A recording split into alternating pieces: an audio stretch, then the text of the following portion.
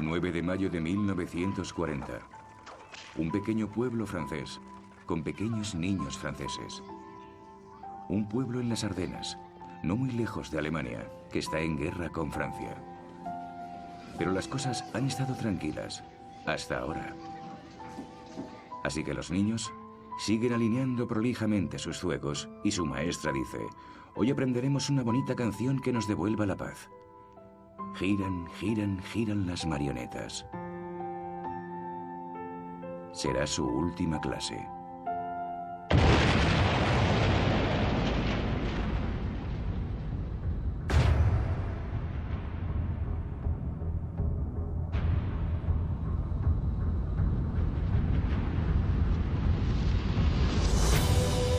Apocalipsis, la Segunda Guerra Mundial. 10 de mayo de 1940. A las 5:35 de la mañana, los alemanes lanzan su ofensiva. Derrota aplastante.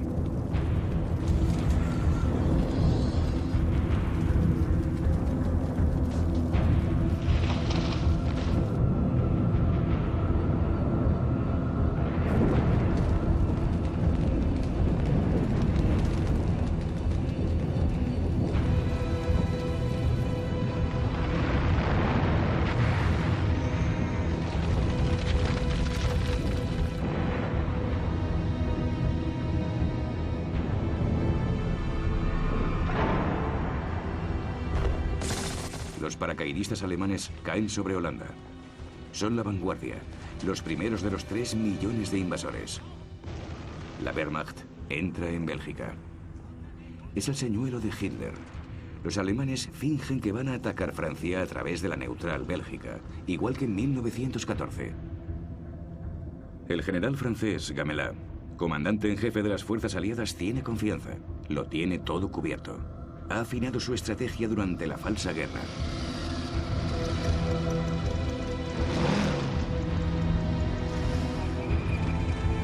Gamelin moviliza sus mejores divisiones motorizadas, la élite del ejército francés, en Bélgica, junto con toda la fuerza expedicionaria británica.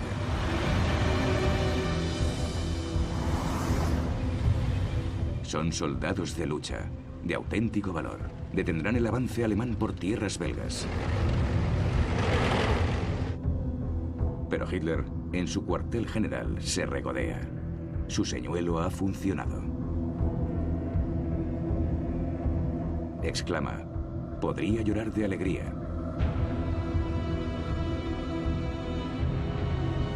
Ordena al mariscal de campo, Goering, que dirige la fuerza aérea, que no bombardee las columnas francesas, sino que las deje internarse en territorio belga, y las ataca por detrás. Su auténtica ofensiva será a través de las Ardenas. Según el alto mando francés, ningún tanque podría atravesar esas colinas de densa vegetación. Pero nada les detiene, salvo sus propios embotellamientos.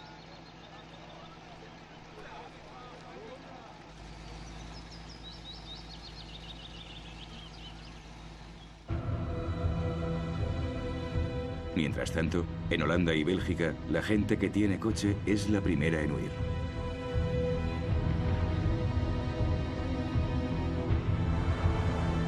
Todo el mundo es sospechoso. Se teme una llamada quinta columna, espías que trabajan para los nazis.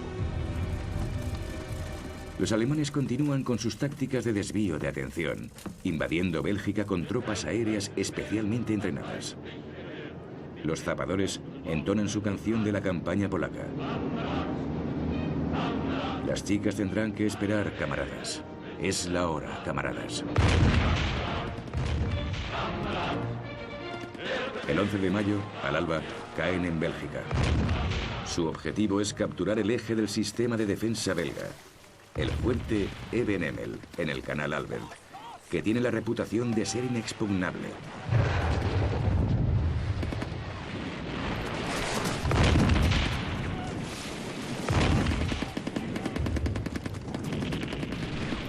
Un intrépido soldado alemán se iza hasta la parte superior de una torreta con una carga explosiva.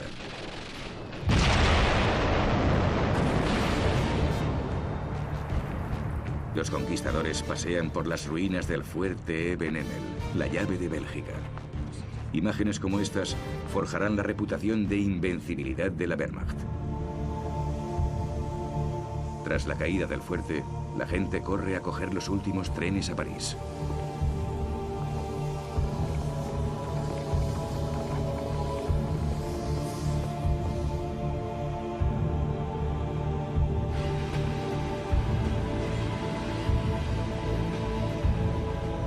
En la capital francesa, la Cruz Roja está colapsada. Los refugiados belgas se suben a camiones de ganado que van hacia el sur.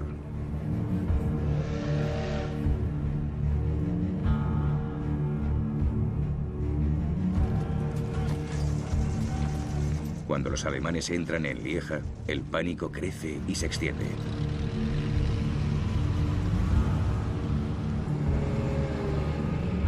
Enfrentados a tal demostración de fuerza, solo quedan dos opciones: obedecer o huir.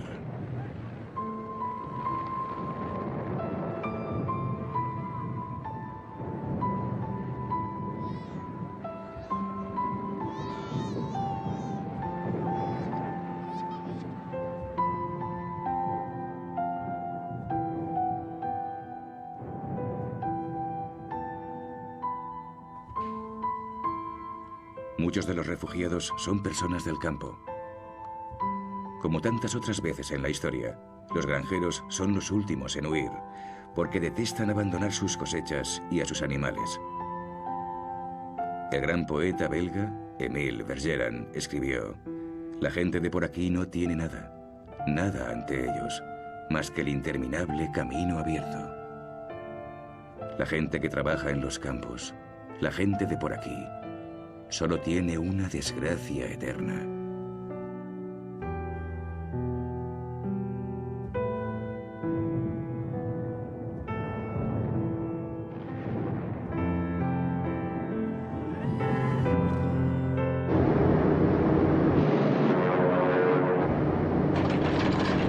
Los alemanes lanzan su ofensiva aérea.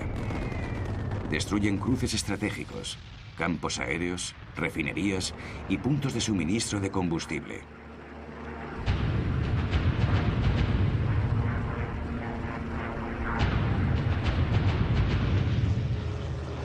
Las ciudades del norte y el este de Francia son bombardeadas.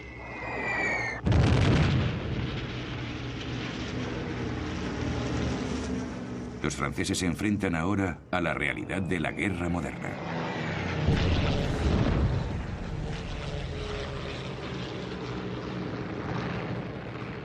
En Holanda, el puerto de Rotterdam está en llamas. Es el resultado de un bombardeo alemán como el de Varsovia. Pero estas bombas se han lanzado sobre la ciudad después de que ésta se haya rendido. Otro de los crímenes de guerra de Hitler. En Londres, el nuevo primer ministro es Winston Churchill. Su primer discurso revela su determinación por seguir luchando, sean cuales sean las circunstancias. Diré sin ninguna duda que el destino de Holanda y Bélgica, igual que el de Polonia, Checoslovaquia y Austria, se decidirá gracias a la victoria del Imperio Británico y la República Francesa. Pero de repente las cosas se han puesto muy difíciles para Francia. En apenas 3 días, los alemanes han barrido las Ardenas y avanzan hacia la línea defensiva francesa en el río Meuse.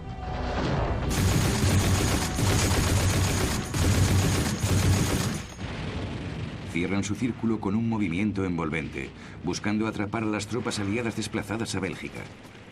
La infantería alemana atropella a la francesa como si fuera de otro mundo. Con granadas de mano,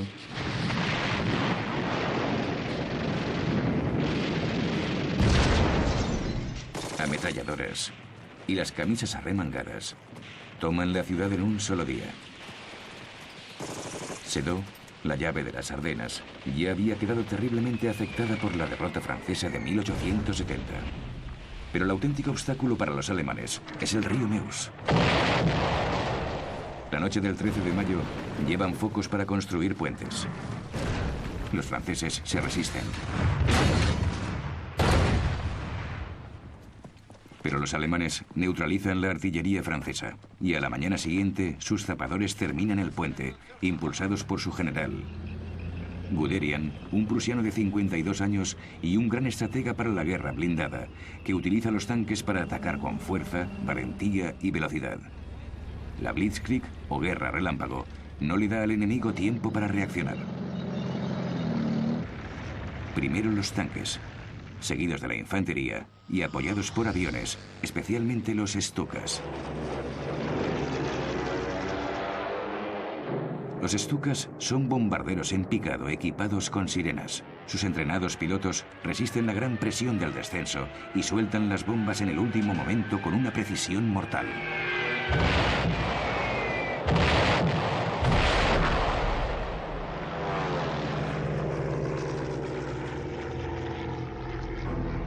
El primer ministro francés, Paul Reynaud, llama a Churchill alarmado.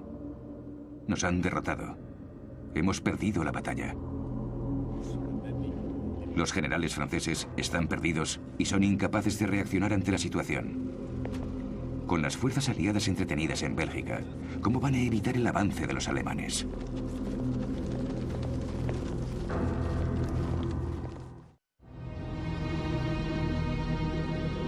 En París, las autoridades francesas intentan ocuparse del número cada vez mayor de refugiados. Los habitantes de Bélgica y el norte de Francia llegan a montones a la ciudad.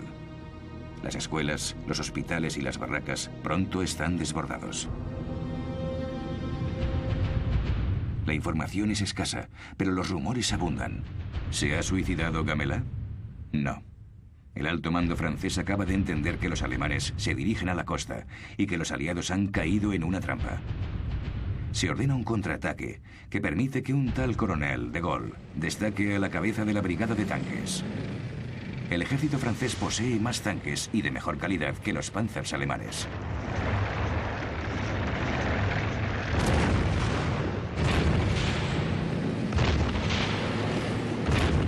Pero sin refuerzos o apoyo aéreo, los tanques franceses son presas fáciles para los Stukas.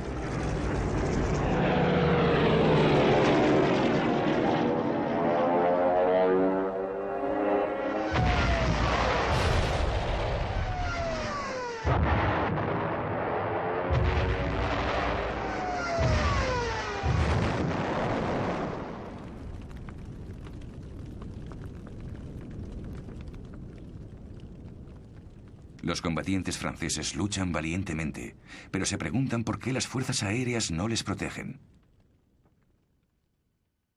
Poco preparados y con menos aviones, los pilotos franceses se ven muy superados en número por la Luftwaffe, aunque luchan con gran valor.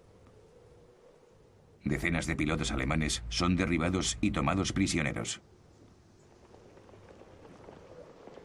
Algunos de estos pilotos serán devueltos a Alemania cuando se firme el armisticio y se incorporarán entonces a la batalla contra Gran Bretaña.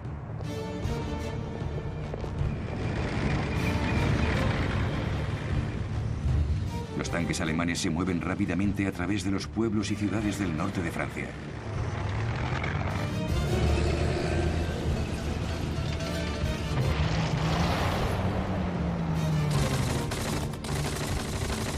Valientemente, los franceses intentan detener el avance alemán.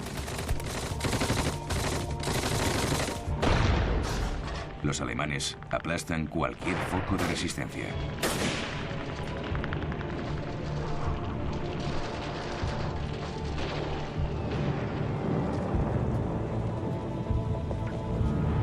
Los alemanes han llegado al Canal de la Mancha. La estrategia de Hitler del movimiento de Oz ha funcionado. La fuerza expedicionaria británica, el ejército belga y las fuerzas armadas francesas están rodeados.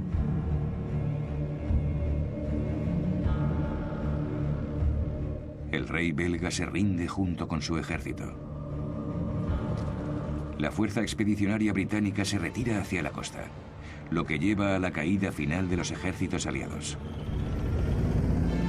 En París, el primer ministro francés, Paul Reynaud, despide a Gamelin y encuentra un nuevo salvador, el general Weygand, de 72 años de edad, uno de los artífices de la victoria aliada en 1918.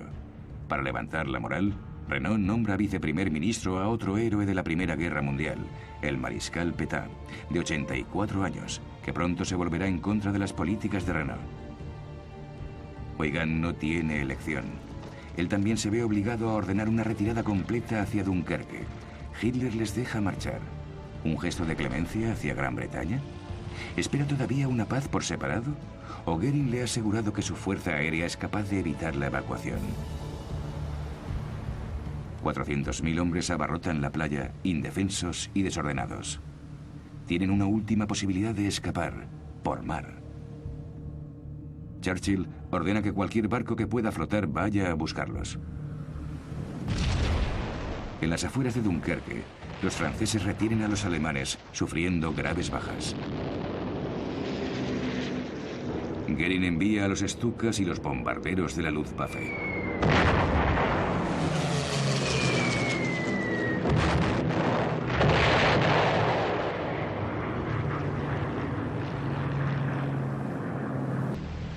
...218.000 tropas británicas y 120.000 francesas son evacuadas con éxito.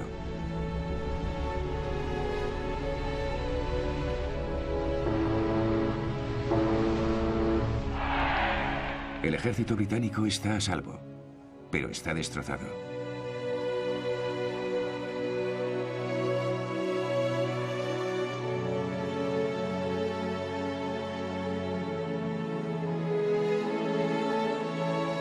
Los franceses volverán a Francia en un último intento por defender su país.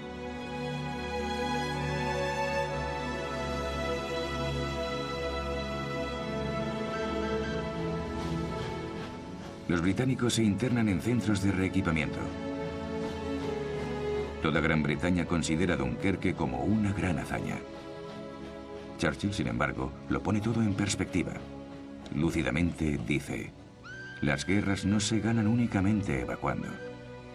Aún así, en esos primeros días de junio de 1940, nace el espíritu de Dunkerque.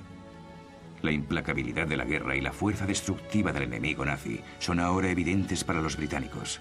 La alegría y el humor dan paso a frenéticos esfuerzos por movilizar a la nación. El 4 de junio, Churchill, que también lucha contra los derrotistas de su propio bando, decide hablar. Su tono es inolvidable. Lucharemos en las playas, en los lugares de desembarco, en los campos, en las calles y en las colinas. Nunca nos rendiremos.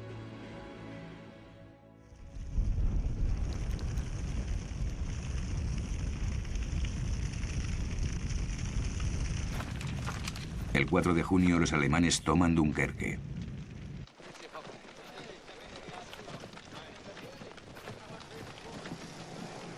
Les espera un botín fabuloso, filmado profusamente por las unidades de propaganda de la Wehrmacht. Las fuerzas británicas han dejado prácticamente todo su equipo.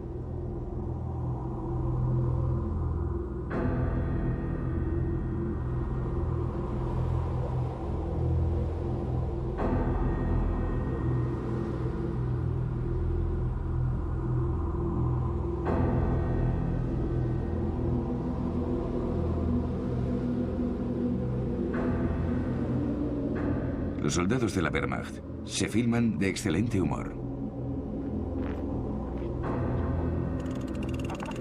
Encuentran un gramófono francés con un famoso disco de Maurice Chevalier.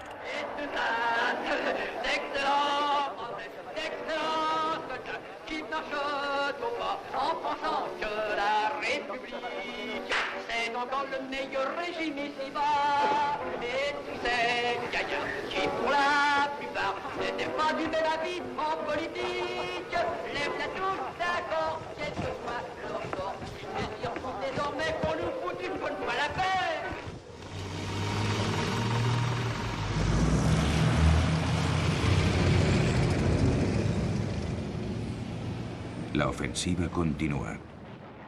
Francia se viene abajo.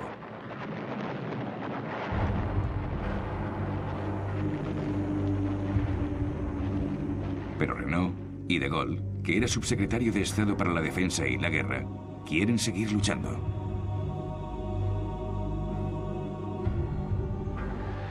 En Roma, el dictador italiano, Mussolini, il Duce,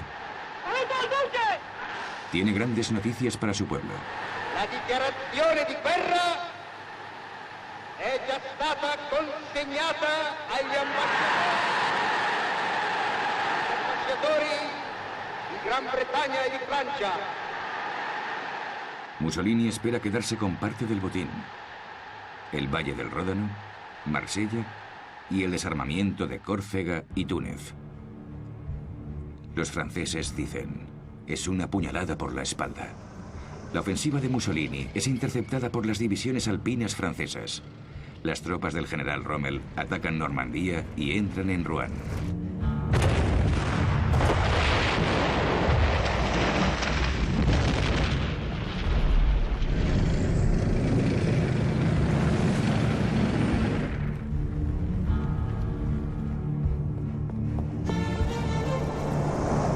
París se declara ciudad abierta. En otras palabras, se le entrega al enemigo sin lucha para que no sufra el mismo destino que Varsovia o Rotterdam. El gobierno se ha desplazado a Burdeos. Los alemanes se acercan a la ciudad. Los rumores vuelan. Matan y violan como los prusianos en 1870. Los parisinos, abandonados por su gobierno, huyen. Toda Francia se echa a la carretera. Un cataclismo que será conocido con un nombre bíblico: el Éxodo. Millones de hombres y mujeres franceses se dirigen hacia el Loira, la última muralla. Pero no hay muralla lo bastante fuerte para resistir a los estucas.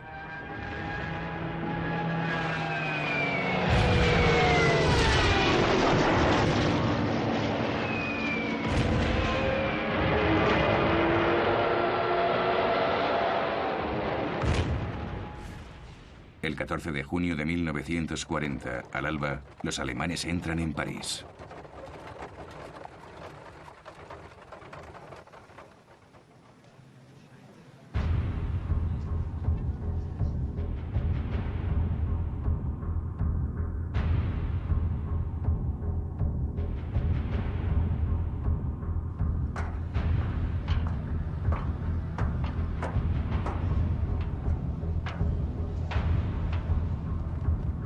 El emblema nazi, la esvástica, vuela sobre París.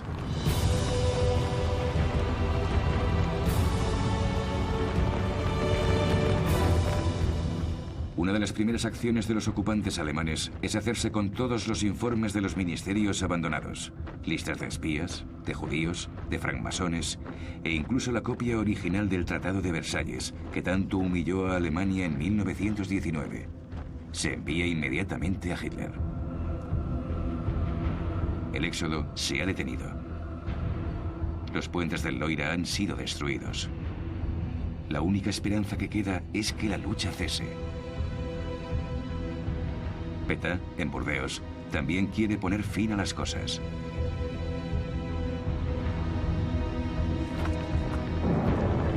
Los alemanes continúan su implacable avance hacia el sur. Aunque una vez fue una fuerza formidable, el ejército francés es ahora un auténtico desastre. Pero aún así, ha plantado más cara de la que se esperaba, especialmente en este momento. En un mes, mueren 100.000 soldados franceses, más que en el mismo periodo de tiempo durante la Primera Guerra Mundial, la más sangrienta de las guerras hasta ahora.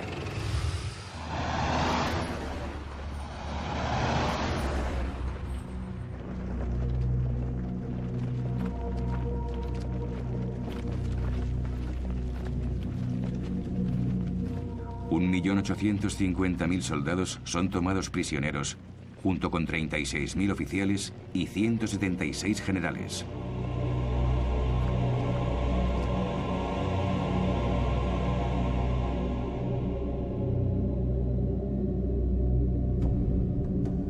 Entre los prisioneros hay muchos soldados africanos de las tropas coloniales francesas.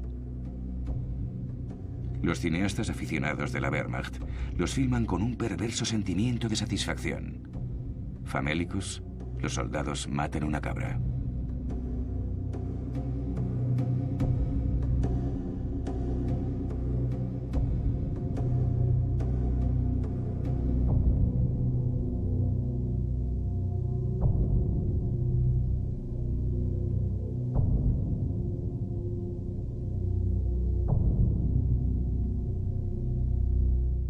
El metraje de propaganda alemán insiste en mostrar repetidos primeros planos de sus caras.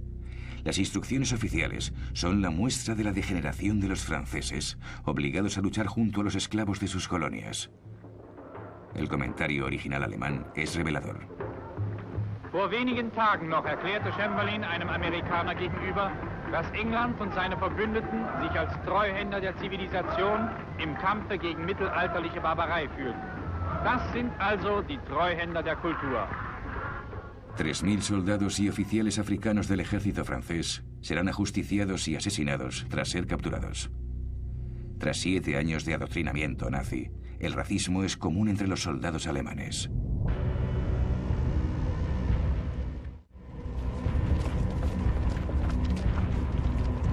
Tres fechas serán ahora decisivas para determinar el destino de Francia. El 16 de junio de 1940, Renaud se ve superado estratégicamente por el Consejo de Ministros en Burdeos y renuncia.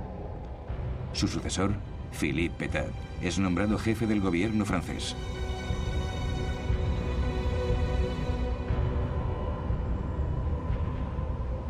Plaza de la Bastilla. Los que se han quedado en París escuchan al mariscal Pétain. El héroe de guerra de Verdún anuncia que busca un armisticio. Français, j'ai demandé à nos adversaires de mettre fin aux hostilités. J'ai pris cette décision dure au cœur d'un soldat, parce que la situation militaire l'imposait.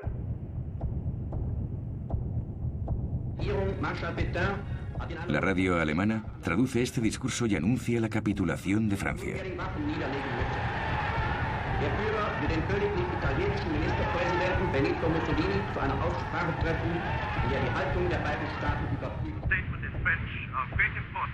Algunos franceses consiguen sintonizar la BBC. El general de Gaulle ha llegado a Londres. El 18 de junio denuncia el armisticio. Unos días más tarde graba un nuevo discurso. Nous croyons que l'honneur des Français consiste à continuer la guerre aux côtés de leurs alliés.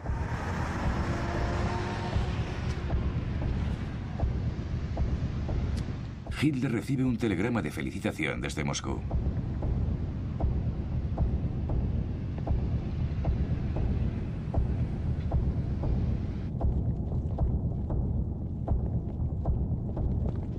El 22 de junio de 1940, Hitler llega a Compiègne, cerca de París. El espectáculo que ha ordenado está diseñado para humillar a los perdedores. Ha viajado en el mismo vagón que se usó para firmar el armisticio de 1918, que selló la derrota de Alemania. Su venganza está completa.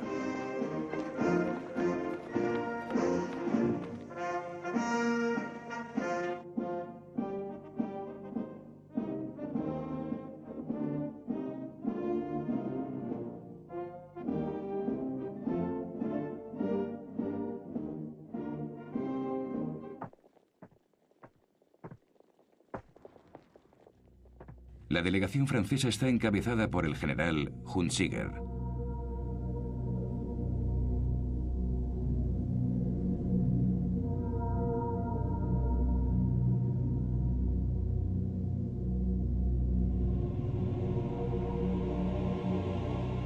Un intérprete lee una diatriba que acusa a Francia de declarar la guerra sin motivo. Hitler no dice una sola palabra. Se levanta y se marcha.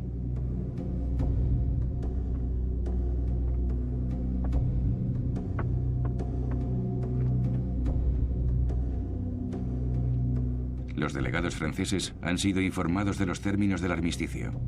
Una de sus condiciones es que Francia les entregue a todos los alemanes antinazis que se han refugiado en Francia. Hunziker intenta negociar. Los alemanes se niegan. Hunziker llama al gobierno de Burdeos. El servicio secreto alemán graba su conversación con Weygand. Oui, mon général, c'est Tiger. Mon général, c'est fait. Oui, mon général. C'est fait. Je vous remercie encore de la façon dont vous l'avez fait. Mon général, oui, enfin, vous me comprenez, vous? Oui, je vous comprends. Más tarde, Hitler se lleva el vagón a Berlín. Durante los últimos días del Reich, hará que las SS lo destruyan con dinamita. Pronto los mayores símbolos de la victoria francesa en la Primera Guerra Mundial serán motivo de mofa, como aquí en Verdún, donde 500.000 soldados franceses perdieron la vida y que 20 años más tarde se convierte en esto.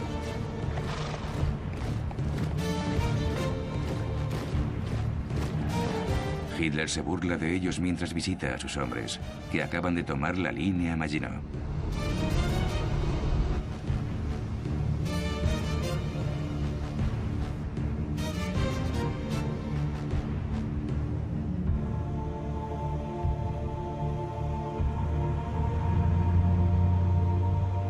Es más solemne cuando entra en Estrasburgo y en su catedral. Alsace y Lorraine vuelven a ser alemanas, como prometió que pasaría.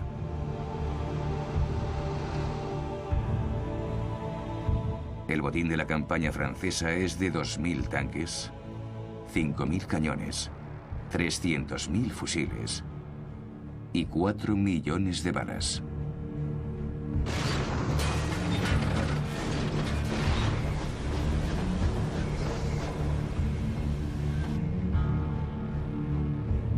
En un almacén del ejército, la Wehrmacht encuentra una reserva de calzoncillos largos para el ejército francés. Ropa caliente de lana que se guardará para futuras campañas.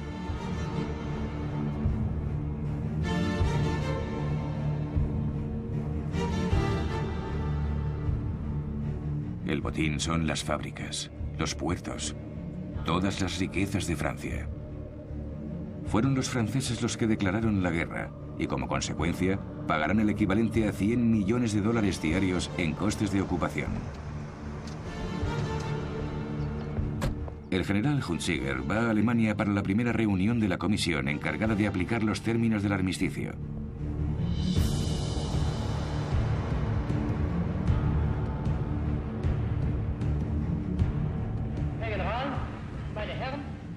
Para ahorrar tropas, Hitler decide que Francia conserve parte de su soberanía bajo un gobierno controlado por él y con un ejército limitado, desprovisto de armas pesadas, únicamente para mantener el orden. El país está dividido en dos, una zona ocupada al norte y a lo largo de la costa atlántica con acceso a todos los puertos. Italia controla la zona mediterránea y ocupa una pequeña tira de terreno a lo largo de los Alpes. El resto es la llamada zona libre, con una nueva capital, Vichy.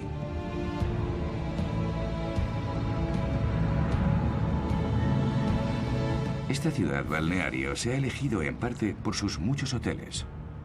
A principios de julio, el mariscal Pétain se muda a ellos junto con los ministros del gobierno. El ambiente es pésimo en todas partes.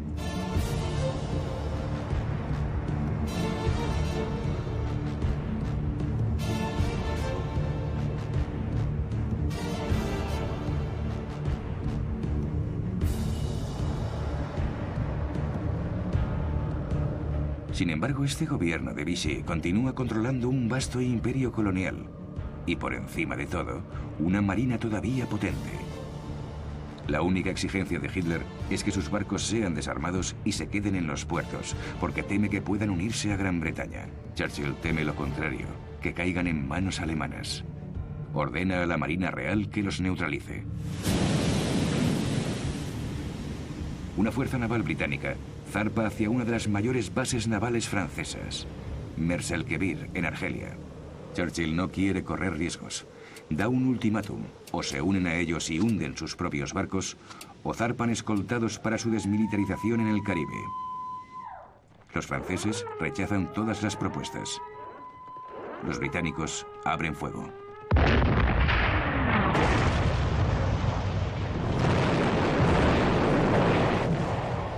Dos acorazados franceses sufren daños graves y otro, el Bretaña, se hunde. Mueren 1.297 marineros. Churchill, que busca demostrarle a su pueblo, al mundo y por encima de todo a Estados Unidos lo decidido que está, ataca a su antiguo aliado, cuya flota podría haber ayudado a los alemanes a desembarcar en la costa británica. 2 días después del ataque, el gobierno de Vichy rompe las relaciones diplomáticas con Gran Bretaña.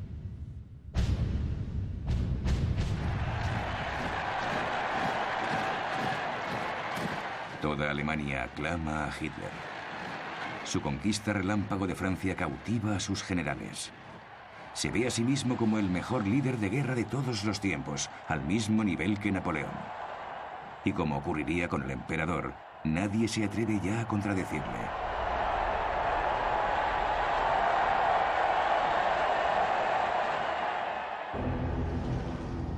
Los alemanes ocupan las islas del Canal de la Mancha, Jersey y Guernsey, pequeños pasos que conducen a la invasión de Gran Bretaña.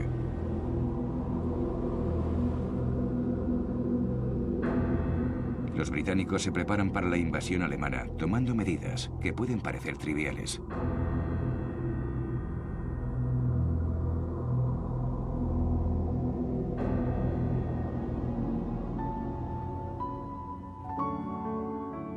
Otra medida urgente es el envío de los niños al campo por seguridad, un momento siempre doloroso.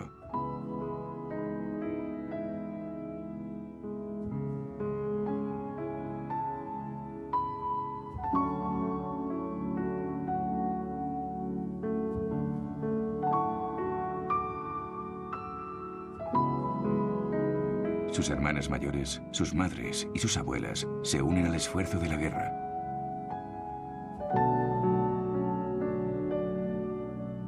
Todas las mujeres deben defender su hogar de los temibles paracaidistas alemanes.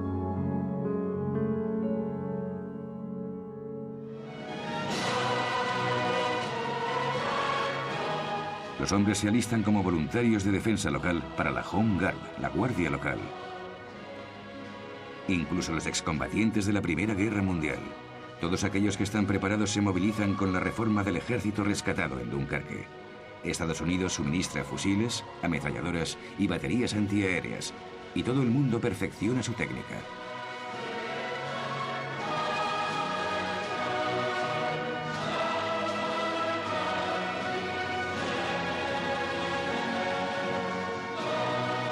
Churchill da un inspirado discurso al pueblo británico.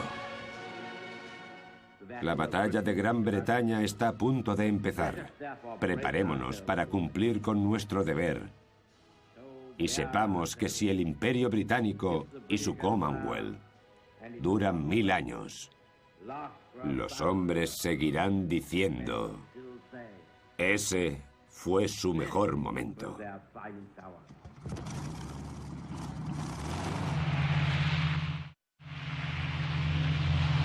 Una de las principales armas de Churchill es la Real Fuerza Aérea, junto con su impresionante avión, el Spitfire, con motor Rolls-Royce, uno de los mejores aviones de combate del mundo. Gran Bretaña también destaca en la electrónica. Los británicos son los primeros en usar el radar para la defensa. En la sala de operaciones, el radar se usa para detectar aviones y para guiar a los pilotos hacia el enemigo.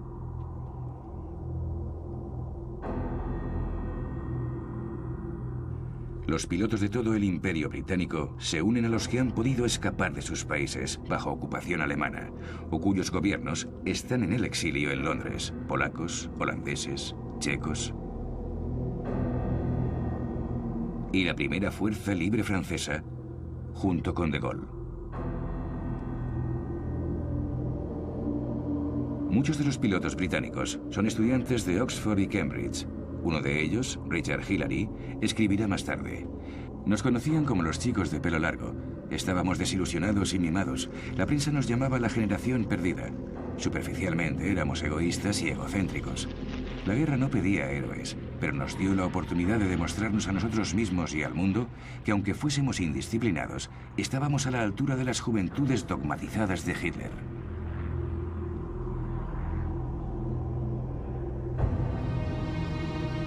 Estos pilotos alemanes han sido entrenados por la Hitlerjugend, las juventudes hitlerianas, con la idea de vengarse.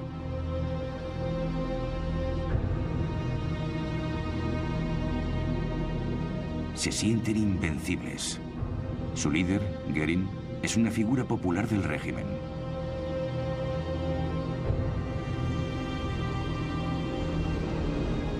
Göring, un hombre al que le gusta el lujo, suele quedarse en el Hotel Ritz de París y convierte el Palacio de Luxemburgo en el cuartel general de la Luftwaffe. Le ha prometido a Hitler que la Luftwaffe puede aniquilar a la RAF en cuestión de días, hacerse con el control del aire y permitir a la Wehrmacht invadir Gran Bretaña. La Luftwaffe tiene a su disposición todos los campos aéreos de Francia, sus instalaciones y sus equipos. Sus pilotos están bien entrenados, como Adolf Galland, con su distintivo cigarro, que luchó contra los republicanos en España. O Bernard Moldes, un as de la batalla de Francia. Fue uno de los pilotos derribados, hechos prisioneros y devueltos a los alemanes. Ahora forma parte de la ofensiva aérea contra Gran Bretaña.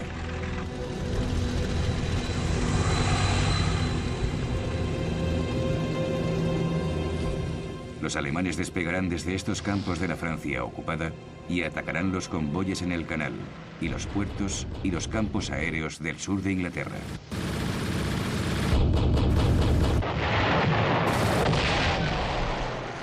Derribarán 500 aviones británicos y perderán 1000 de los suyos. Los pilotos británicos resisten, dan todo lo que tienen.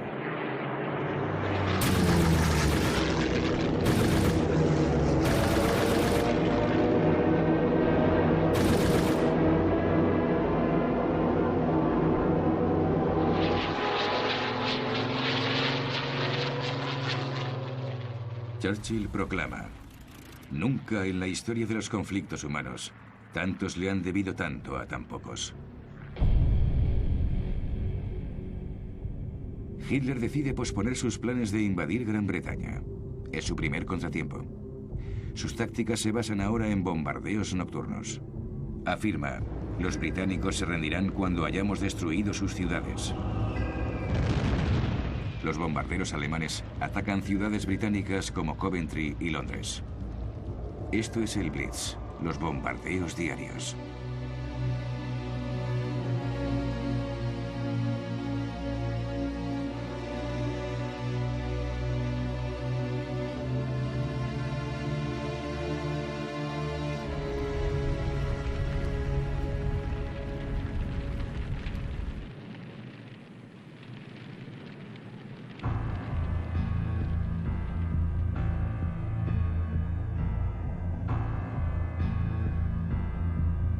En cuanto a los británicos, aguantan admirablemente.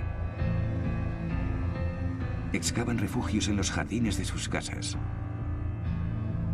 Y en Londres, duermen en el metro y al día siguiente se van a trabajar.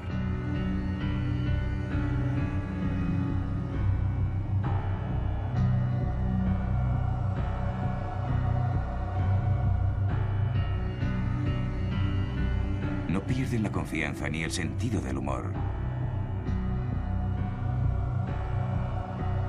Churchill les dice a los franceses: Ici, dans cette ville de Londres, que Herr Hitler prétend réduire en cendres, nos gens tiennent bon.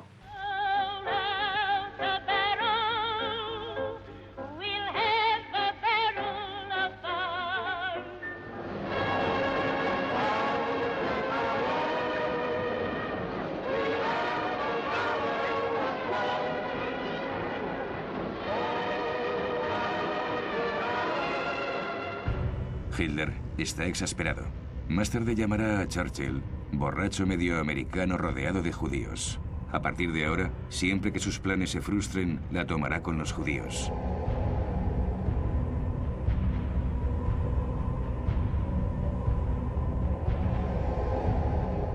El 12 de octubre de 1940, el día del Yom Kippur, los judíos de Varsovia reciben la noticia de que se organizará un gueto.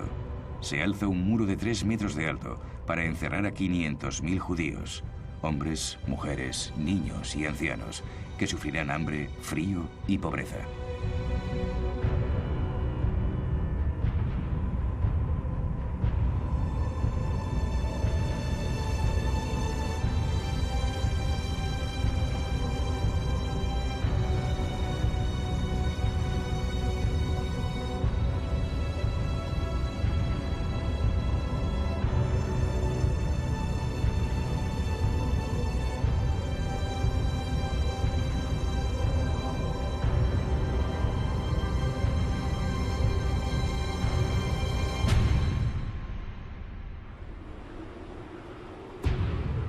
En su casa de los Alpes bávaros, Elberhof, la amante de Hitler, Eva Braun, le filma celebrando el Año Nuevo rodeado de los hijos de los dignatarios nazis. Tiene otro plan en la manga, otra apuesta arriesgada. Su misión es ahora conquistar más Lebensraum, espacio vital hacia el este. Se ha aliado con Stalin solo para poder atacarle mejor más tarde. Su fracaso en la conquista de Gran Bretaña le empuja a moverse rápidamente, antes de que Churchill consiga arrastrar a Estados Unidos a la guerra. Eso haría que el mundo estallara en llamas. Apocalipsis, la Segunda Guerra Mundial. Próximo capítulo, Conmoción.